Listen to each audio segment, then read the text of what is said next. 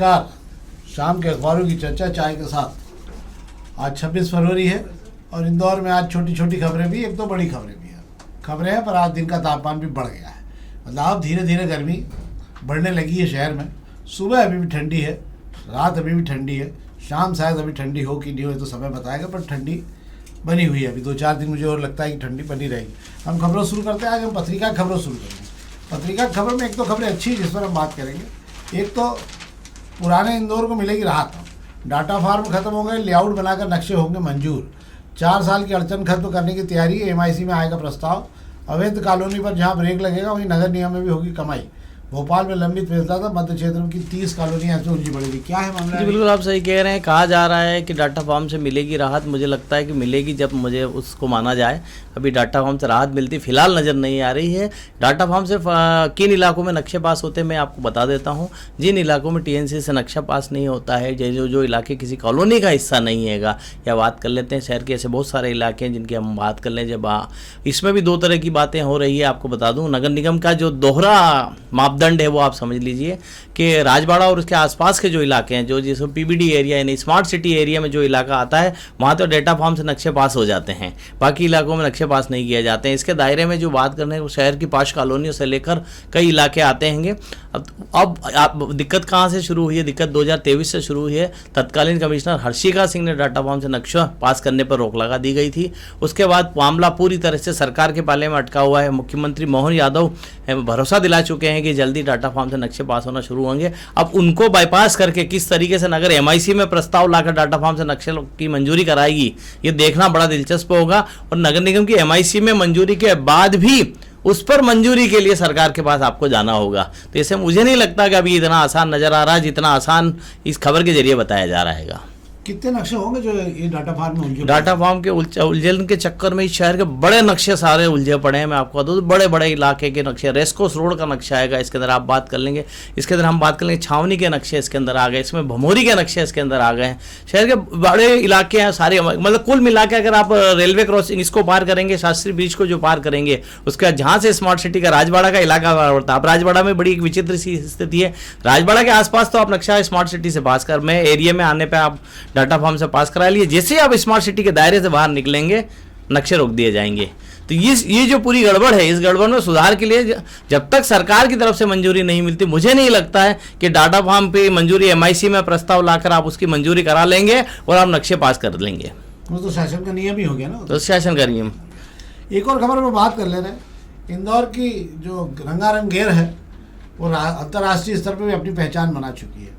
और इस बार जो है तारीख तो तय नहीं हो पा रही शायद, पर यह माना जा रहा है कि 25 में बहुत बेहतर तरीके से निकाली जाएगी। और तमाम सुरक्षित जगह जहाँ जहाँ मकान खतरनाक है उन पर बोर्ड लगाए जाएंगे। पर इंदौर की रंगारंग गेर जो निकलने वाली, उसकी निगरानी के लिए 150 से अधिक कैमरे और 25 ड्रोन लगाए जाएंगे। निश्चित रूप से पुराने शहर का ये सबसे बड़ा आयोजन होता है और इस पर उत्साह लोगों का देखने लायक रहता है। कारण ये है कि हम कहते हैं ना कि जो इंदौरियंस की भावना होती है, तो जो इंदौरियंस हैं वो तो दिल खोल के वहाँ पहुँचते हैं। और इसीलिए ये कार्यक्रम इतना साफ मज़ेदार होता है, मतलब आयोजन रंगों का, कि तमाम परिवार के लोग भी वहाँ पहुँचते हैं, आयोजन में भाग लेते हैं। और उससे ज़्यादा बड़ा काम होता है, नगर निगम चंद घंटों में वापस पूरे रोड को साफ सूफ करके पुरानी जैसा यादावत कर देती है। क्या साहब? जी बिल्कुल, आप सही कह रहे हैं। गेर जो इंदौर की पहचान है, यूनेस्को में इंदौर की गेर को शामिल करने को लेकर कवायद भी चल रही है। आपको बता दूं 2027 में, मतलब अगले साल यूनेस्को की टीम ये देखने आएगी कि गेर को जो है विश्व धरोहर में शामिल किया जाए या ना जाए। ये तो अगले साल की तैयारी हो गई। इस बार की बात कर लेते हैं। गेर को लेकर गेर संचालकों और जिला प्रशासन और पुलिस की जो बैठक रखी गई थी, उसके अंदर सख्त लहजे में कहा गया है कि गेर में किसी भी तरह का हुड़दंग नहीं चलेगा। नशा कर चलने वालों की जांच की जाएगी। इसलिए जो लोग नशा करके गेर में शामिल होते हैं वे सतर्क हो जाएं। और उन हुड़दंगियों पर भी नजर रखने के लिए 25 ड्रोन जो आसमान से नजर रखे रहेंगे पूरे गेर मार्ग पर, जो सौहार्द के इस माहौल को बिगाड़ने की कोशिश करते हैं। फिर बात करेंगे सीपी पुलिस कमिश्नर ने अपनी तरीके से गेर संचालकों से कहा है कि जिसकी गेर जो है बेहतर तरीके से निकलेगी, नियम कायदों से तरीके से निकलेगी, जहां कोई हुड़दंग नहीं होगा, उस गेर को वे खुद अपनी तरफ से 25,000 रुपए का इनाम भी देंगे। वाह, मैं सोचता हूँ शायद पहली बार ऐसा हो रहा है। और अगर ऐसा हो, ये परंपरा कायम होगी तो बहुत ज़्यादा अच्छा होगा। दूसरे जो लोग भी हैं दूसरी गेर निकालने वाले, वो भी अपने आप प्रशासनिक नियंत्रण के अलावा खुद का नियंत्रण भी रखेंगे बेहतर तरीके से, तो ज़्यादा बेहतर होगा इस शहर के लिए। अब हम अग्निमाल खबर की बात कर ले। अग्निमाल खबर में एक दो खबरें हैं जिस पर हम बात कर सकते हैं। एक तो रानी सराय में होलकर कालीन बावड़ी थी, अंततः उसको बंद कर दी। चुनिंदा बावड़ियाँ बची हमारे यहाँ जो होलकर कालीन है, मुझे ऐसा लगता है इनको बंद करने के बजाय इनको सुरक्षित कर देना चाहिए, क्योंकि ये पुरातत्व विभाग के उसमें आती है और लोगों को समझ में आना चाहिए कि उस जमाने में बावड़ियाँ कैसी हुआ करती थी। एक बावड़ी जो अहिल्या वहाँ बनी हुई है RTO रोड पर, उसको बाकायदा संरक्षित किया गया और उस पर रंग रोगन करके उसको बचाया गया। मुझे लगता है बाकी बावड़ियों को बचाना चाहिए ताकि लोग अपने आप को देख सकें किसी ज़माने में आज से 50-100 साल पहले पानी कहाँ से लिया जाता था। क्या सर? जी बिल्कुल आप सही कह रहे हैं। रीगल पर जो रानी सराय के वहाँ होलकर कालीन बावड़ी थी उसके पास में मेट्रो का स्टेशन बनने वाला है और इसको लेकर काम शुरू हो गया है। और मेट्रो स्टेशन कहा जा रहा है कि मेट्रो स्टेशन के बनाने के लिए इस बावड़ी को आधी से ज़्यादा भर दिया गया। पर्यावरणविद ने नगर निगम को शिकायत की, तब जाके नगर निगम के जिम्मेदारों की नींद खुली और वहाँ मौके पर जाकर देखा कि आधी से ज़्यादा बावड़ी को भर दिया गया था। आपको बता दूँ कि पर्यावरणविद यहाँ पर जो है मेट्रो स्टेशन का विरोध भी कर रहे हैं, पर मेट्रो वाले अपना काम जहाँ चाहे वहाँ अपनी मनमर्जी से कर रहे हैं। वैसे आपको मैं बता देता हूँ मेट्रो वालों पे नगर निगम पेनल्टी भी लगाता हैगा। MR 10 पर एक सुलभ शौचालय को हटाने के लिए जब जो मेट्रो की जद में आ रहा था उसे हटाने के बदले नगर निगम ने उनसे 25 लाख रुपए ले चुका हैगा। फिर बात कर लेते हैं उस रास्ते पे जितना भी उन्होंने जगह लिए ग्रीन बेल्ट को उजाड़ा हैगा, बात कर लेते हैं MR 10 से लेकर सयाजी तक के, उसके बदले में मेट्रो वालों से उन्होंने भरपाई के रूप में पैसे लिए हैंगे। अब बात वही आ रही है कि होलकर कालीन बावड़ी को आप भराई के बदले पैसे मत ले लीजिएगा, क्योंकि वो बावड़ी और बावड़ी को जिंदा रखना है हमें जरूरी है, क्योंकि शहर की होलकर कालीन पहचान है, वो उसकी पूर्ति किसी भी पैसे से नहीं हो पाएगी। सही बात है, ये सब चीज़ें हमारे पास होती हैं, हमें इनको सुरक्षित करना चाहिए और संरक्षित करना चाहिए, दोनों चीज़ों की बहुत ज़रूरत होती है। एक खबर और अच्छी है जो आपके संज्ञान में डाले, इंदौर पीथमपुर इकोनॉमिक कॉरिडोर के लिए टेंडर जारी हो गया है। 268 करोड़ का टेंडर है, 60% विकसित जमीन के साथ वापस दी जाएगी किसानों को, और एक लंबा अच्छा खासा रोड आपको इंदौर से पीथमपुर वाला ट्रैक पे मिल जाएगा, जो बहुत ज़रूरी भी है इकोनॉमिक कॉरिडोर का बनना। इससे 2-3 चीज़ों के नए उद्योगों को भी जगह मिलेगी आसपास पे, किसानों के लिए भी राहत हो जाएगी कि अगर वे भी चाहेंगे तो अपने यहाँ किसी को जगह देने में उनको सुविधा रहेगी और अच्छे भाव पर वो अपने आप को अपनी ज़मीनों का उपयोग कर सकेंगे। क्या सर? बिल्कुल सही कह रहे हैं। Indore Pithampur corridor economic corridor को डेवलप करने के लिए लंबे समय से कवायद चल रही है। फिर जो वहाँ बचे कुछ ही सुविधाओं की बात करें, सीवर और बाकी जो लाइनों को लेकर जो है 268 करोड़ के टेंडर किए गए हैं, उससे ये लगता है कि अब जो है उसकी जो राह और आसान होगी। हालांकि 3200 से ज़्यादा करोड़ का एक प्रोजेक्ट हैगा और ये जितनी जल्दी डेवलप होगा इंदौर पीथमपुर के बीच में एक बड़ा जो है मुझे ऐसा लगता है औद्योगिक क्षेत्र डेवलप होगा और यहाँ पर जो लोगों को रोज़गार भी मिलने लगेगा। अब हम प्रभात खंड खबरों की बात कर लेते हैं। प्रभात खंड की एक आध खबर पर हम बात करेंगे, एक या दो खबरों में एक खबर बात करेंगे। एक तो विमानतल को लेकर, एयरपोर्ट को लेकर भी उड़ानें 100 हो चुकी है हमारे यहाँ, सैकड़ा लग चुका है उड़ानों का, लगा मतलब नियमित उड़ानों का, ये बड़ी बात है। और मुसाफिर 14,000 से ज़्यादा पार हो गए हैं। किसी ज़माने में इतने यात्री जो है रेलवे स्टेशन पहुँचा करते थे, अब इससे कहीं ज़्यादा यात्री जो है एयरपोर्ट पर जा रहे हैं। निरंतर रूप से मुझे लगता है कि रात की अगर जैसे ही फ्लाइट शुरू होगी तो ये फ्लाइट और बढ़ेगी और अंतर्राष्ट्रीय स्तर की फ्लाइट तो उड़ रही है। एक बड़ी सुविधा है इंदौर के एयरपोर्ट पर मिलने लगी है, विस्तार भी हो ही रहा है उसका। क्या साहब? बिल्कुल सही कह रहे हैं कि इंदौर एयरपोर्ट का ये कल का आंकड़ा जारी किया गया है कि कल दिन भर में 14,000 से ज़्यादा लोगों की आवाजाही रही स्थित।